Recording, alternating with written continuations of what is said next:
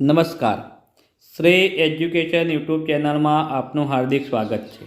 ધોરણ 4 અને ધોરણ 5માં મારી લેખન પોથી, જેમાં ધોરણ 4માં તમે પાના નંબર 37થી 40 પર જોશો તો તમને તેમાં નિબંધ લખવાનું કહેવામાં આવ્યું છે। તે જ રીતે ધોરણ 5માં પાના નંબર 29થી 33 પર જોશો તો ત્યાં પણ તમારા શિક્ષક જણાવે તે રીતે નિબંધ તમારે લખવાનો છે। પરંતુ વિદ્યાર્થી મિત્રો, તમે જન્માષ્ટમી વિશે સરસ નિબંધ લખી શકો છો। મિત્રો, નિબંધ લખતા પહેલાં આ વિડીયોને લાઈક કરો, ચેનલ સબસ્ક્રાઈબ કરો તેમજ બેલ આઇકોન ઓલ કરો, જેથી આવા જ વિડીયોના નોટિફિકેશન તમને મળતા રહે। વિદ્યાર્થી મિત્રો, આગળ મૂકેલા વિડીયો જોવા માટે તેની લિંક ડિસ્ક્રિપ્શનમાં આપેલી છે। આપ ડિસ્ક્રિપ્શનમાં જઈ લિંક ઓપન કરી વિડીયો જોઈ શકશો। હવે આપણે જન્માષ્ટમી વિશે નિબંધ લખવાની શરૂઆત કરીશું। નિબંધ લેખન: આપેલી જગ્યામાં તમારા શિક્ષક જણાવે તે નિબંધ તમારે લખવાનો છે। નિબંધનું નામ: જન્માષ્ટમી। જન્માષ્ટમીનો તહેવાર શ્રાવણ વદ આઠમના દિવસે આવે છે। જન્માષ્ટમી ભગવાન શ્રીકૃષ્ણનો જન્મદિવસ છે। આ દિવસે જેલમાં શ્રીકૃષ્ણનો જન્મ થયો હતો। તેમના પિતાનું નામ વસુદેવ અને માતાનું નામ દેવકી હતું।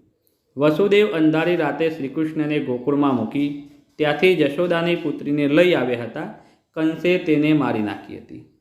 જન્માષ્ટમીના દિવસે લોકો ઉપવાસ કરે છે। મંદિરોને શણગારવામાં આવે છે। લોકો મંદિરે દર્શન કરવા જાય છે।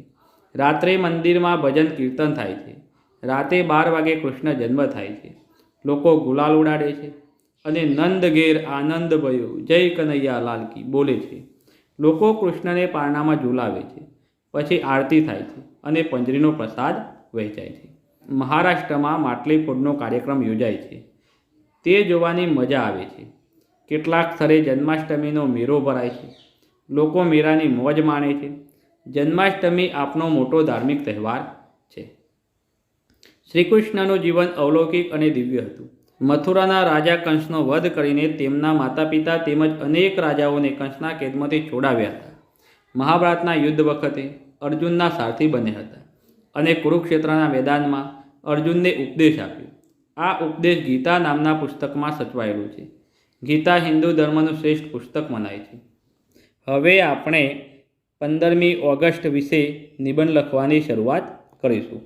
અહીં નિબંધ લેખન: આપેલી જગ્યામાં તમારા શિક્ષક જણાવે તે નિબંધ લખવાનું છે।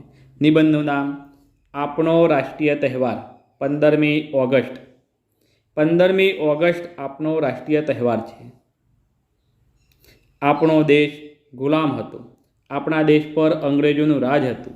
ગાંધીજીએ અંગ્રેજોને આપણા દેશમાંથી હાંકી કાઢવા માટે લડત ચલાવી।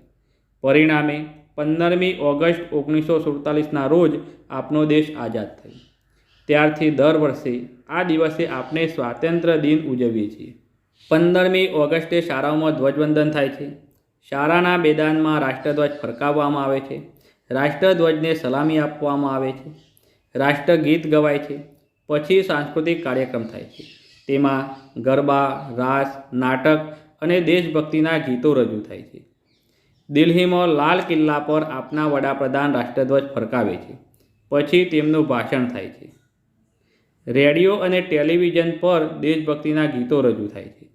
રાતે સરકારી મકાનો પર રોશની કરવામાં આવે છે। આપણે આપણો સ્વાતંત્ર્ય દિન હોશે હોશે ઉજવીએ અને આપણી આઝાદીનું રક્ષણ કરવાની પ્રતિજ્ઞા લઈએ। વિદ્યાર્થી મિત્રો, આ જ પ્રમાણે આપણે આ પેજ ઉપર 15મી ઓગસ્ટનો નિબંધ લખીશું। વિદ્યાર્થી મિત્રો, વિડીયો ગમે તો આ વિડીયોને લાઈક કરો, ચેનલ સબસ્ક્રાઈબ કરો તેમજ વિડીયો શેર કરવાનું ભૂલશો નહીં।